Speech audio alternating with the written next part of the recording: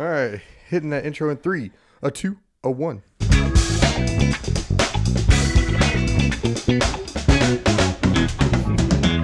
What is going on, ladies and gentlemen? Jose here at the First Round by Podcast, and this is episode 60. That's right. So we're gonna crack cheers, one open. Mr. Sauce. That's right. Cheers. We made it. Episode 60, a monumental episode. Monumental. Almost iconic, right? Dude, I've been waiting so long, and I know we just talked about this, but I've been waiting so long to record this episode just because I knew the draft was going to be special. It's been an interesting past few days for football fans, NFL fans. So yeah, what you got, Sauce? What do you want to start us off with? Man. Or do you have any encouraging words for our fellow listeners? No, just it's almost like the shoes on the other foot this time. I'm usually asking you to. Are you even wearing shoes? Between you and me, I'm not wearing. Of course. SpongeBob reference. I never get those. I never understand those. No, I actually. This is just. It's awesome. It's almost overwhelming if you think about it, because we've been doing this for a while now, and inconsistently for about 3 years. Yeah, inconsistently for about 3 years, and now we are at episode 60. I remember when we were still talking about episode 50. Shit, I remember when we were talking about episode 1. Oh man, if you guys haven't, please do yourself a favor. If you want to get a good laugh, go back and check out our first couple of episodes. They were a little rough, to be honest. Yep. So, but no, this I was equally as excited about this. It was funny actually, because during the draft, this gentleman was actually out of state and everything. So, and I actually left work early. Look. To show you guys how much I love y'all, I literally just got back home an hour and a half ago after driving 11 hours. And I was very eager and excited to do this episode. So I couldn't pass up today. So much to talk about. About. What do you want to start off with? Well, let's go ahead and start off with the incredible first round. So, Bye? I was like, what? I'm sorry. Proceed. I'm just excited. So, yeah, the first round of the draft. It's usually my absolute favorite round, just because for the most part, except for the first few picks, you never quite know what's going to happen. Obviously, we've talked about it before, mock drafts and everything. The first few picks were around what most of the mock drafts said. But then some freaking fireworks started going off. So just to let everybody know, if you did not watch it, so a record 6 quarterbacks went in the first round. That's insane. First 12 picks. First 12 picks. 6 quarterbacks. That is absolutely insane. And then since we're on topic, just to throw this stat out there a little bit. So let me. Where was this stupid stat? Hold on, give me a minute. Are you talking about the time in between? Yes. Okay. So longest wait between QB picks in draft history. So Bo Nix was the last quarterback in round 1 at pick 12. After that, we waited till round 5, pick 150 for Spencer Rattler. Unbelievable. That's crazy. And to kind of go on about what we're talking about, so Bo Nix and Michael Penix. Bo Nix and Michael Penix were supposed to, quote unquote, be second round quarterbacks. That is nuts. And both of those quarterbacks were chosen in the top 12. And it's literally just a domino effect, because you had J.J. McCarthy go. You had, obviously May, Williams. What other quarterback am I missing? Jaden Daniels. Obviously, I looked at those top tier people. They went early, and then people started to panic, right? They were like, oh, crap, we got to get our quarterback of the future. So then Bo Nix started to go. Penix went. So yeah. And we actually called it. We called the J.J. McCarthy one. I don't know if you guys noticed, it was kind of telegraphed that they were going to. I personally think that he is actually in the best position outside of actually Caleb Williams. Okay. I think Caleb Williams is in a really, really good spot. So, go ahead. Sauce. you are just chomping at the bit. This was actually one of the questions I had ready for this podcast. Obviously, we had 5 supposedly really good quarterbacks go in the first round. Supposedly, Six, yes. I'm sorry. Out of the 2, there's 2 in my eyes that stand out more than the others just because of the situation that they're presented in. Whenever you say stand out, do you mean in a better position or just in better shock position? factor? Better position. Okay. And obviously, you already named the 2. So Caleb Williams and JJ McCarthy. Yes. So over in the Bears, obviously they drafted Jerome Odunze with the 9th overall pick. They got freaking fuckers. Allen, DJ Moore, freaking Cole Kmet, DeAndre Swift in the backfield. Over in the freaking at the Vikings, got obviously Justin Jefferson, Jordan Addison, Aaron Jones. Who do you think is gonna have the better rookie year out of JJ McCarthy and Caleb Williams? I'm gonna say JJ McCarthy. Okay. Oh, and get this. Okay. They're in the same freaking division. I know. So they're gonna go against each other twice a freaking year. Yeah. Like this, it's gonna you be can't great. tell me this isn't exciting. It's gonna be great. I actually, and part of that is just because I think that JJ McCarthy has so much more like untapped potential. We've already seen Caleb Williams. He's got tons and tons of tape of him slinging it all over the place and everything.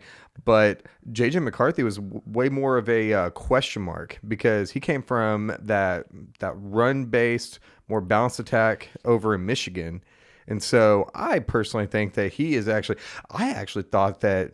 When we were FaceTiming whenever the draft was going on. I FaceTimed this dude while the Patriots were on the clock, and I 100%, I was, even though I had a feeling they were going to take Drake May, I thought that there was a chance that they were going to take McCarthy because of that whole like Tom Brady was from Michigan. Yeah. So I thought that would have just been so sweet. But I do think that JJ McCarthy is probably in the best position because. I think that there's a lot of untapped potential there, and I think he's got freaking Justin Jefferson over there. He's got I think that he is getting set up in a better position than what Caleb Williams is because Caleb Williams is in a very unknown position. That's what I was thinking. Like we don't know how well. Rome Odunze is going to be over there. We don't know how well DJ Moore is going to be over there because DJ Moore was off and on. Whenever he was on, but he was very inconsistent. Keenan Allen, he's got a ton of talent, but he's getting on the older side, and he dealt with injuries in the past. And there are so many unknowns to that offense, but on paper, it looks like it could be insane. Yeah. Like they look like they could have a Texans type turnaround in one season, which I will say I do after listening to him talk and everything, man, I guarantee you this next season, Caleb Williams is going to give us a lot of material to talk about. Oh yeah. So, and I know you didn't ask me the same question, but I'm going to answer it anyway.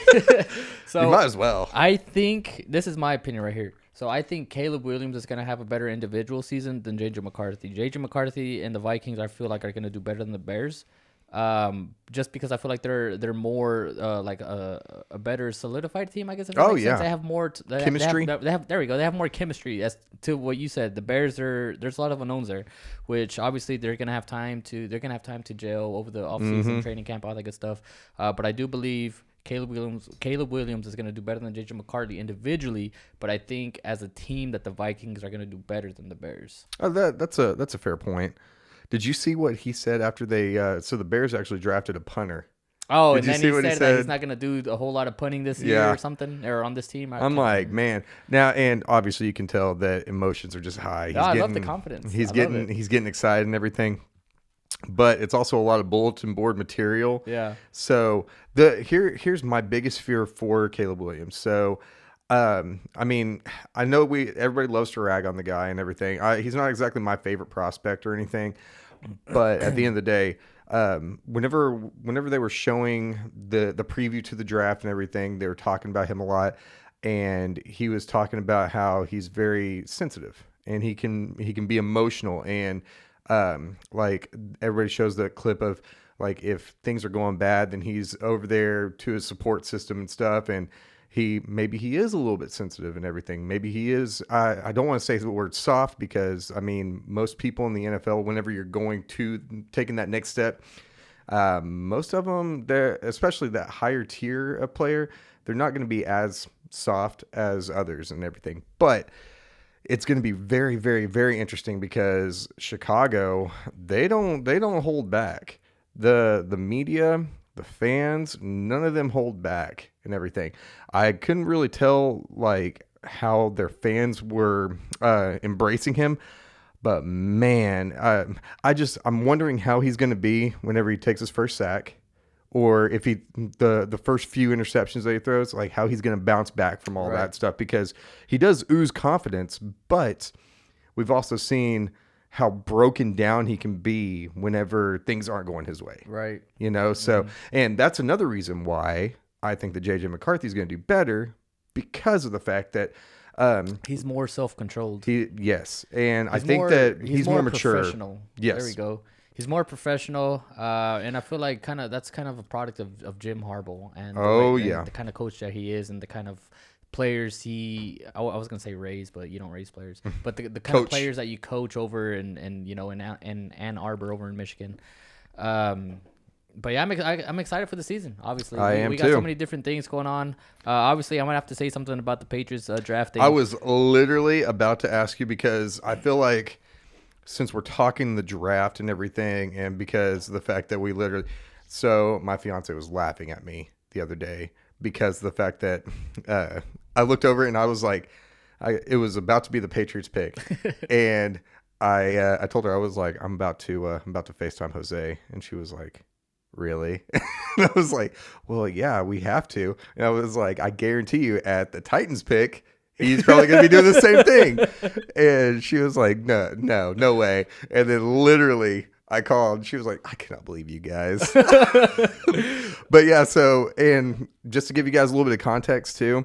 So we were watching the exact same coverage and everything. It was ESPN on like, I was on ABC actually. ABC? I was on ABC. I think I was on ABC as well. Oh, I don't know why the hell my TV was like behind by like 10 seconds. Well, it's because Colorado. Rippers. I'm just kidding. Ripperskis indeed. But yeah, so They're on that we were sitting there, and he told me, he was like, hey, listen, your feed's a little bit quicker. So, and it took everything I had to keep from just belly laughing, because of the fact that the New England Patriots select Drake May. Ripperskis. No, dude, as soon as the freaking Commanders took Jaden Daniels, I knew we were going to pick Drake May. I knew 100%. It. I had like a 5% like gut feeling that we might take Marvin Harrison.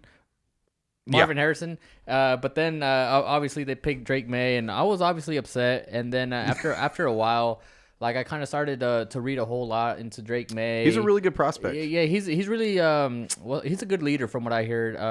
Oh yeah. Also, his old coach Mac Brown was Texas head coach. Texas head coach. Texas coach. But no, so obviously I grew up with him being my football coach, quote unquote. And Mac Brown said a lot of good things about Mr. Drake May. So very good. I'm gonna kind of. I like him. Hopefully he's right to an extent, but I mean, from what I've seen so far, the interviews, the highlights, I'm being optimistic about the guy. I mean, I'm not gonna sit here and trash the guy now that he's a Patriot, because I mean, all I can do for now is just root for the damn guy, right? That's right. But I mean, I'm excited, man. It's a new era. The thing that's kind of shitty is he's wearing number 10, which was Mac Jones's old number. So it's kind of just like it leaves like a sour taste in your mouth. But I'm really excited for Jalen Polk. I think the dude we got from UCF is like Javon Baker. Yeah, which Javon Baker I thought was freaking hilarious. He says grab your popcorn because he's gonna make people in the wheelchair stand up. Oh my god! I was like, dude, and I was reading a lot about Mr. Baker. And a lot of people were saying, since this wide receiver class was so stacked in previous drafts, he probably would have been late first round. Yep, late first, or maybe even early second round pick. I really liked him. And what round did he go? Second or third? Fourth. Wow. Fourth. See, that was one of the biggest things that was kind of surprising. So a lot of times, even after the first round and everything, I still will just religiously check to see who the Titans picked up and who all is best available and stuff. Because whenever you're checking out all these players and everything, one thing that you always kind of want to see is where they fall based off of, because during the Mac draft, the mock draft season, Mac Jones draft, Mac Jones. Then like whenever it's mock draft season, all these draft nerds, they're telling us where they think that players should go, but then the GMs making the decisions, they might have a different idea, different story. And so I was following some of them, and I was kind of surprised after. So in the first round, so we'll talk about wide receivers for a second. Okay. So my biggest like surprise, in all honesty, was the fact that like not Xavier Worthy, which is God, freaking Chiefs, man. But just the fact that who was it? Ricky Pearsall. Yep, to the 49ers. I thought that he was projected as a early to mid second round pick. There was another wide receiver Xavier Legette. Yep, to the Panthers. Yeah. Oh, and pause, man. The Panthers, dude, they're looking scary. Yeah, they had a very good draft. They draft Jonathan Brooks, best running back in that class, in my opinion. They drafted Jatavian Sanders, best tight end in that class. Or actually, no, you got Brock Bowers. But I'm just, and I might be a little biased just because I'm a Texas fan, obviously. No. But seriously, I literally watched every game this year, or last year, I should say. Those players, they can ball. Yeah. Those players, they can ball. You know who else from Texas went to a team? Mr. Whittington? No, we literally had 11 players drafted. I'm talking about T'Vondre Sweat. T'Vondre Sweat to the Titans. That's baby. right. Let's go. Woo! I love it. We literally drafted like in the first 2 rounds. We drafted like 700 pounds of human. Dude, that's a great pick, man. Next to Mr. Simmons. I like him. I like him quite a bit, especially one of the biggest weird things though is just the fact that I still have no idea what kind of a scheme we're going to run. I just know that it's going to be more pass happy. And what was surprising too is that we were supposed to get a wide receiver way earlier. We didn't. We only drafted one wide receiver, and that was in like the 6th or 7th round. Do you know who it was? It was some special teams. I think he's from Tulane. I could be wrong. Okay. But he wasn't he wasn't projected to go high at all. So, but yeah, no. Again, with the wide receivers and everything, I thought that they were going to go a little bit. Oh, I felt like some of them went around the same spot that they should have, but then I was kind of surprised that some of them still snuck into the first round. Like who?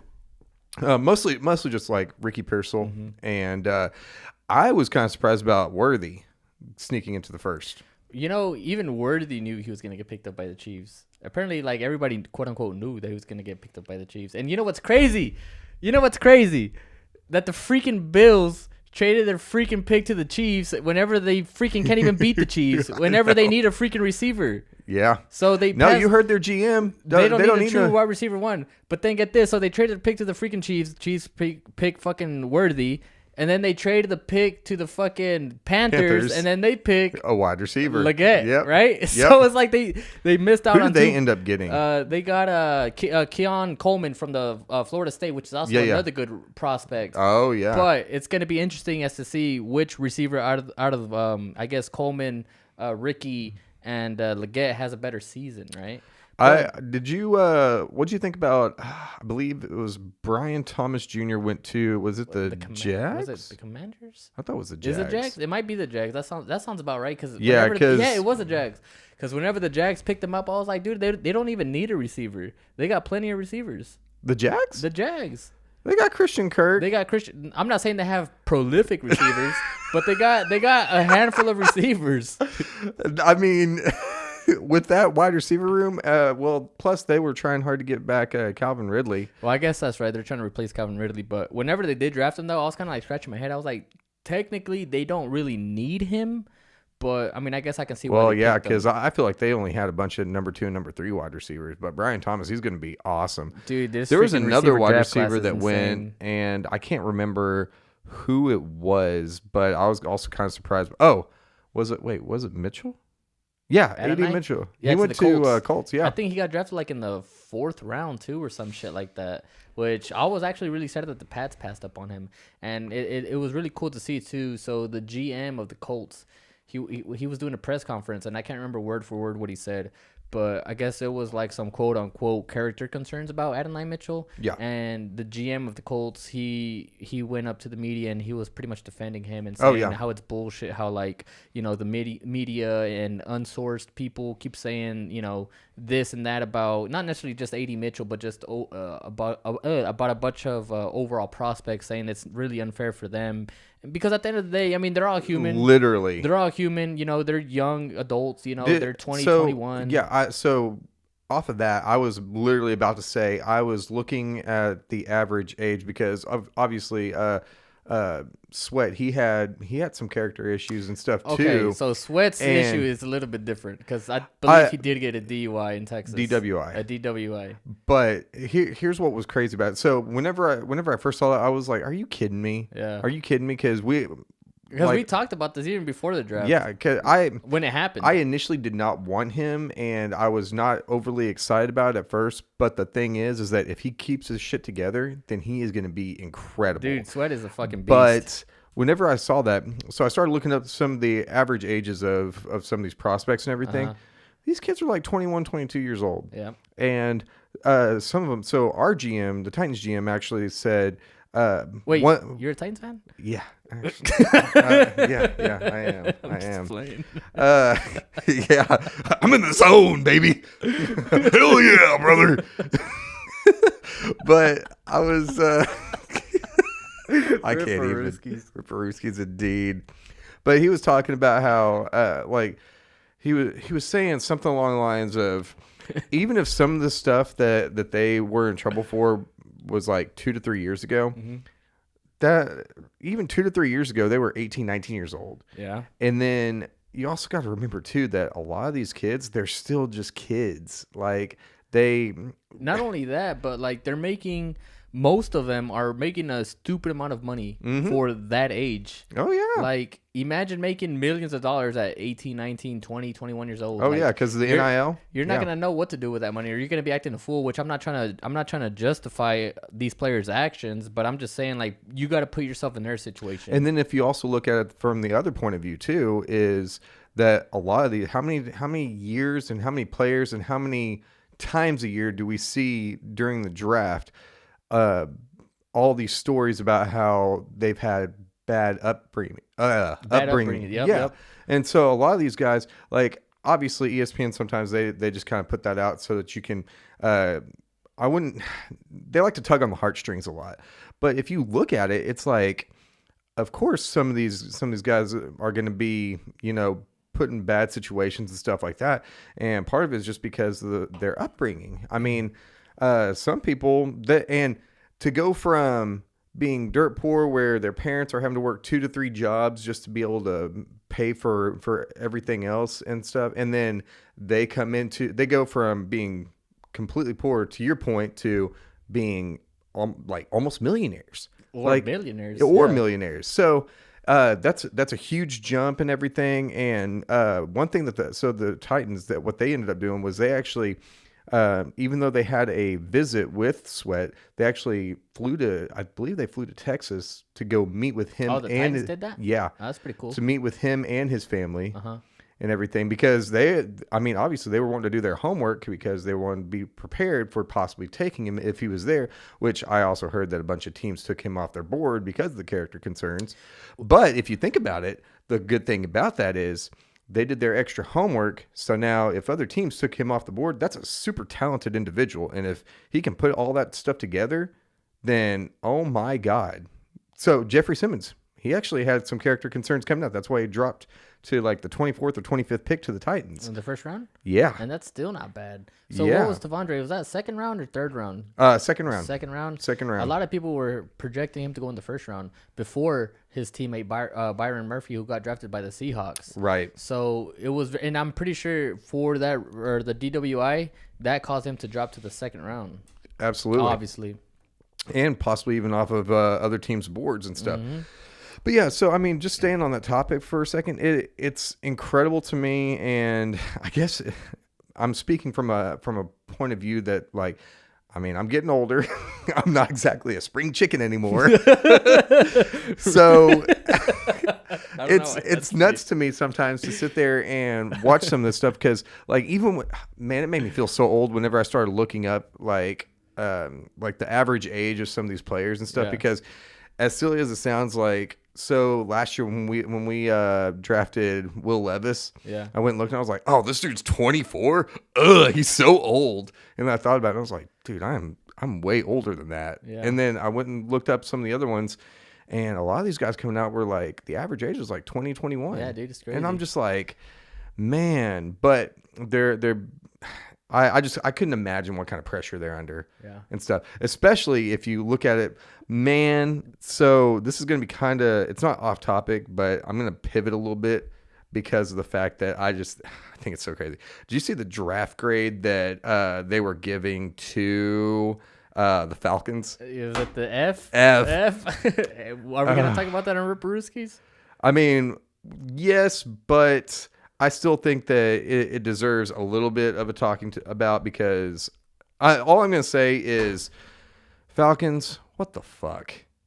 I mean, you deserve that F. I mean, I'm just kidding. I don't know. I mean, it's like I like the pick, but I don't at the same time. I hate it. Like, and I've told you this before the draft even started. Before the draft, I told you, as a Patriots fan, I wanted them to draft Michael Penix. I wanted them to draft Marvin Harrison and then somehow get Michael Penix in the later round, which quote unquote I know he probably wouldn't. He wasn't even available in the later round, so I'm glad that they drafted somebody. He wasn't available early. after the top 10. But I wanted Michael Penix. He's a really good quarterback. He has a lot of upside. He does have some injury history, which I mean that's a big red flag, obviously.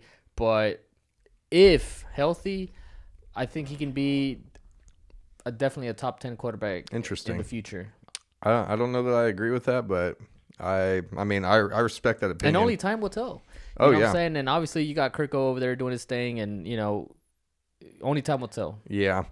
I do think that like with all those quarterbacks going in the first round and everything, especially in the top 5, I think that it's just kind of relaying that obviously it is very much a passing league. It's very much an offensive centric league. And the quarterback is still the very top priority in the NFL. If you don't have a quarterback, then you pretty much don't have anything. However, did you also see how many offensive tackles went in the first round? Yeah, dude. Well, I think it was God. like from the middle of the first or something like that, like middle of end of the first up until like the second. Oh yeah, second round. A bunch of offensive tackles started going, and then the Patriots started panicking. So then they took back to back OTs or like that's offensive nuts. tackle and then an offensive guard or something like that. But yeah, they were flying off the board. I was super surprised that Joe Alt went to the Chargers. Although you will probably remember that I got super excited that Joe Alt went because of the fact that I thought that meant that the Titans are gonna pick up, because I'm sitting here, I was like, we have a chance at Neighbors or Adunze. I was like, this is great. And then obviously the Giants took Neighbors, who some people were saying that they thought that Neighbors had fallen off of certain teams' boards because of he also had character concerns. But as soon as that got taken, I was like, dude, Rome Odunze is on the board. We really liked him. They had a great visit and everything. And I'm like, oh, it's in the bag. It's in the bag. And then all of a sudden, guess what? We pick up a fucking lineman. Can you tell I'm a little salty? And of all things, it was a right tackle. Uh-huh. But I guess they're going to convert him over to, he's starting at left tackle. Do you remember his name? J.C. Latham. Where did he come from? Oh, Bama? Yes. You can't hate on Bama products now. Besides Mike Jones. I can, but because I mean, well, O-line they have a good reputation of developing like defense players. And tackles and stuff like that. Well, that plus the thing too is that our O-line coach, who is one of the best in the business, Bill Callahan, mm-hmm. he actually took I can't remember who it was. He was actually from Alabama as well, the right tackle from Alabama. He is now the starting left tackle for the Browns. He turned him from a right tackle to a left tackle. And then Tyron Smith, he actually started out as a right tackle, and then he actually became a left tackle. So I have a lot of confidence that Papa Bill that's what everybody calls him as the Titans. But yeah, they call him Papa Bill because did you know that our head coach and the offensive line coach they're related? No shit. Yeah, I know, that's pretty cool. Bill Callahan is our head coach's dad. Oh, I didn't know that. Yeah, that's kind of like a Bill Belichick, Steve Belichick type shit. Yeah, but Bill is definitely he's a great coach. But obviously, I was just upset because I wanted some offensive firepower, but I can't be too mad because we already had D-Hop and Calvin Ridley and stuff like that. But But yeah, so that shit was, oh man, that was nuts. I still, obviously, one of the biggest things too about the tackles going in the first round is just the fact that I don't know if you realized it from last season, but there were a lot of offensive lines, like a lot of injuries, and just a bunch of these offensive lines just sucked. Yeah. And so because of that, I kind of knew going into the draft that because everybody knows that whenever you're starting off a team and everything, if you're having deficiencies, a lot of times you start off looking at the trenches. You see how your offensive line and defensive line are and work from there. You go from there to the skill positions. Yeah. So, all right. What's next on the old agenda? Okay.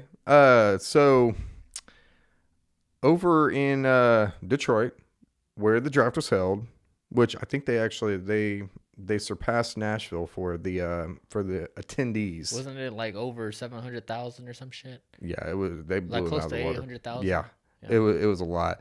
But also in Detroit, Amon-Ra St. Brown, he got paid 4 years, 120 million, 77 million guaranteed. And at that time, it was the highest for a wide receiver. But everybody knows that as soon as it becomes a historic contract, then literally the next day. Yeah. As soon as another wide receiver gets paid, then guess what? That means that it's going to be, that wide receiver is going to get the most. I like that move because I love Amon-Ra. That dude is very deserving of it. He's nasty. I think that he was correct me if I'm wrong, but do you know was he a 3rd or 4th round pick? I'm not sure, honestly. I don't think that he was a high. I think he was actually a 2nd round pick. I can look if you keep him busy. Yeah. We need, again, a compilation of keep him busies. But that Detroit team is very quietly 4th round of the 2021 NFL draft. That is nuts. But that team is getting stacked. But also the other big news, AJ Brown contract extension after and this was after Devontae Smith. This was after speculation that he was going to get traded to the Pats.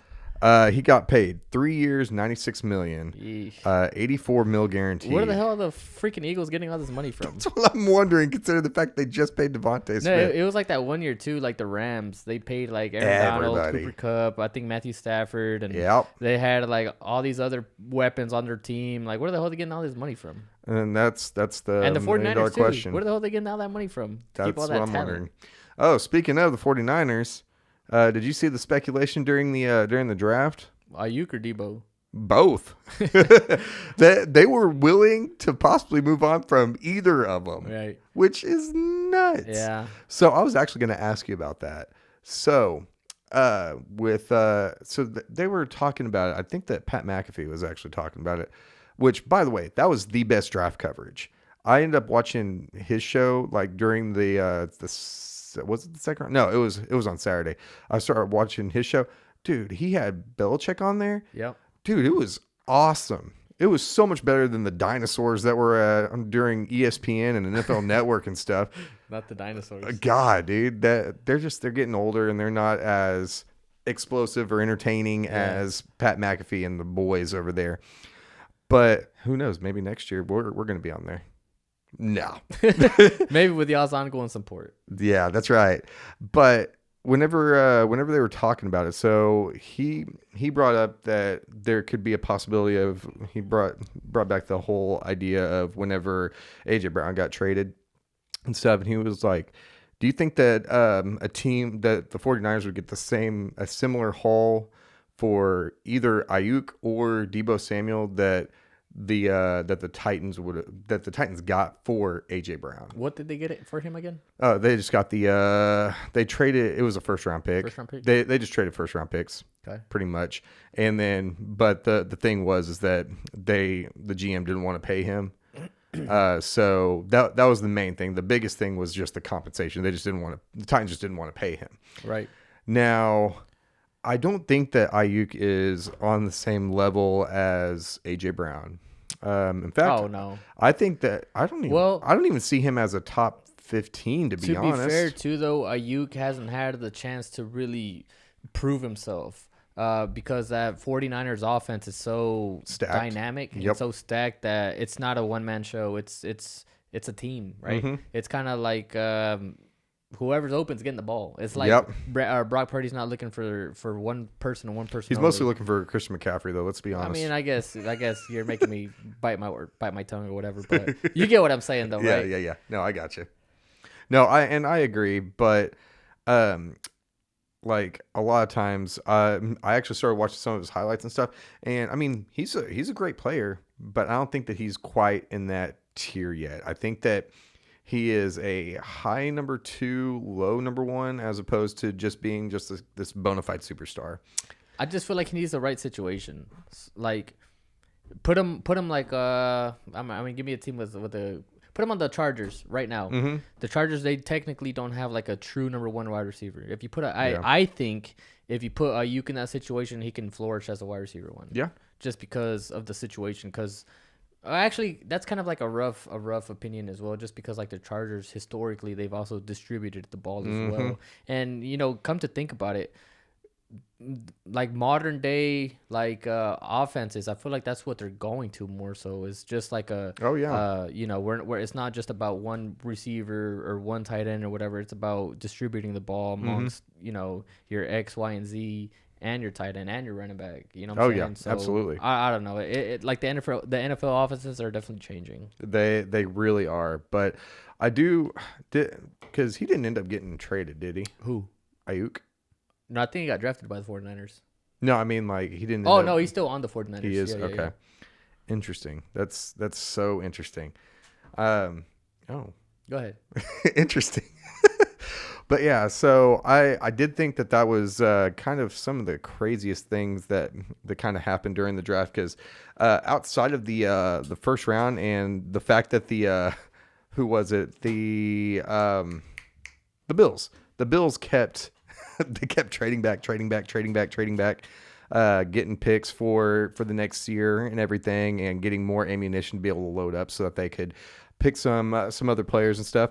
I thought that they had an okay draft. I will say that I do agree that the Panthers probably had one of the better drafts. Honestly, I'm sorry to cut you off. I do think the Panthers, in my opinion, as of right now, without doing extensive homework, I do think they did have the best draft out of any other team. Yeah. The Bears. Dude, the Eagles, too. There. The Eagles always draft well. It pisses me off because I fucking hate the Eagles. They got the number 1 rated cornerback. Was it in the first round? What was his name? Quentin Mitchell, maybe. Oh yeah. That guy. And then the second round, or the fourth. It was the fourth round, I think, or maybe the second. I can't remember, but they got Cooper DeJean. So 2 cornerbacks? 2 cornerbacks. And Cooper DeJean was projected to go first round, wasn't he? Yes. And between the two of them, they had, there was a crazy stat that was on social media, almost 900, pass attempts their way, together, and not a single touchdown allowed. And I'm just ridiculous. I'm just like, oh my gosh. But man, that's going to be nasty. But the Eagles needed that. They absolutely needed that. So, golly, I lost my train of thought. Hold on, I was about to say, because I already went through my list of episode 60 ideas. So, do you have anything for us to talk about? I have. While we have these wonderful individuals listening in. I have. Hold on. Keep them busy. It's like the 4th time keeping them busy. I do hope that you all had a wonderful week this last week. Again, we apologize for not being able to put out Ripperooskies, but I do hope that most all of you realize just how much we actually care about this show and doing it. Because obviously, both of us, we work pretty hard and everything. I'd like to think that we work pretty hard. And so being able to do the show after work and everything, sometimes it's kind of rough, but we like doing this that much and stuff. So this week there will be some more Ripperooskies. So no, and the reason why I love doing this shit is because sometimes I'll be like on social media and I'll be reading or seeing, or I'll see like different people's like takes on shit, and I'm like, what the hell? Like, this guy is tripping. So then I want to get on here and give you guys my take, because I feel like sometimes, no bullshit, I feel like sometimes my take are sometimes even better than some of these quote unquote professionals. I swear. Is there something in your drink? Yeah, let's see, 4% alcohol. That's it. No, but before this episode gets even longer, do you have a surprise draft, or like surprise choice? Not necessarily a surprise choice, but like, was I surprised by anybody's draft choices? Or like, hold on, what's the right word I'm looking for? Like sleeper, like a sleeper pick. Do you have any sleeper picks? I got a sleeper pick that I want to talk about. Sleeper pick. Man, I wasn't actually thinking about that. I will say that I do actually. I think that one of the underrated ones that I think is going to be really, really solid. Brock Bowers to the Raiders. Okay. I think that that's going to be sneaky good because. By the way, a lot of people thought that Brock Bowers was going to be a top 10 pick. He ended up going like 13 or 14, I think. Mm-hmm. But I really liked him. I thought he was dynamic, just not for the Titans and everything. He's going to be able to take some of that pressure off of Devontae Adams and whatnot. And then I think they still got Jacoby Myers, who's not bad at all. And so I think that he's going to surprise. I think that he's going to do really, really well. I think that he's actually going to do better than a lot of these higher profile wide receivers, like rookie wide receivers, because I think that he's going to be featured a lot more in that offense. So that I would say that's probably my sleeper pick. My sleeper pick, I love this one. Quarterback, Mr. Jordan Travis, out of Florida State, round 5, pick 171 to the Jets. Okay. Reason why I like this is because, first of all, let me give you a little bit of his stats from his 2023 season. Mm-hmm. So he played 11 games, and then he had like a leg injury, so obviously he was out. But he finished with almost 2,800 yards passing, with 20 touchdowns and just 2 interceptions. Ran for another 7 touchdowns and finished with 154.5 rating. Mm-hmm. FSU did finish undefeated. Also won the ACC championship. Is it ACC? I think it's ACC. Yeah. ACC championship within. And then they had obviously that whole, whatever you want to call it. They didn't make the playoffs. A bunch of people are arguing that they should have, but that's a different topic. Yeah. But Jordan Travis was a big reason why they made it that far. He gets to learn under Aaron Rodgers. Yeah. Right. That's what I mainly like about it. He gets to learn under Aaron Rodgers. So I say he's probably going to be under his wing for at least 2 years. Mm-hmm. Gives him time to really fully recover from his injury. And then whenever he's ready to take on that QB1 role, he's going to have freaking weapons. He's going to have Garrett Wilson, probably, right? We're looking into the future. Mm-hmm. He's going to have Wilson. He's going to have Williams. Mm-hmm. He's going to have Hall. Who are some of the other guys? I think they just drafted a receiver. I might be tripping. Man, I cannot remember. Nonetheless, he's gonna be put into a good situation, and that might be. I think that might be the New York Jets' turning point. Interesting. Yeah. I do like him. I like him quite a bit. I do remember a little bit of his story. This year he was in the Heisman running, and I think the FSU actually beat LSU, if I'm correct, by like double-digit points. So they had a good team before he went down. And I will say also that I really like. Man, that was a loud engine. I could hear that even through my headphones. I was gonna say there was. Oh yeah, Jerry Rice's son, Brennan Rice. He went to the Chargers. I think that's gonna be awesome for him. Or was it the Rams? I thought it was the Chargers. It was an LA team. Was it? Yeah. Wait. No, I think it was the Chargers, because I think he's going to be over there with Justin Herbert and whatnot. But Chargers. I think that's a great landing spot for him. I know that he wasn't looked at in that top tier like Marvin Harrison Jr., Rome Odunze, Malik Neighbors, all of them. And he was also kind of, it was weird because he kind of got lost in all the hype of the rest of that wide receiver class. I think that if he was in a different wide receiver class, I think that he would have flourished a little bit more, or gotten a little bit more name recognition and stuff. But I do think that he's in a very, very good position. So I think that if I could say another sleeper, I think that he's probably going to be that. Also, Luke McCaffrey, I believe. For the Commanders. Yep, I think that's going to be a pretty solid place for him. I got another sleeper too, and I'm like I said, I might be biased. I might be. Oh Lord. Jordan Whittington got drafted by the Rams. Okay. He's a fucking dog, man. He's a dog. Not a lot of receivers have that dog mentality like that. Just like they got that dog in them. Like that dirty work. Like they'll go block. They'll catch a quick 5-yard pass and just like truck through people. Like there's not very many receivers like that, and I think he's gonna do well, and he's gonna surprise a lot of people. Absolutely, for sure. That's awesome. I love that. I absolutely love it. All right. Do you have anything else for our wonderful, wonderful, wonderful audience listeners? I think we've kept these guys pretty busy. So that's all I got. Absolutely. What? Oh, okay. Not bad.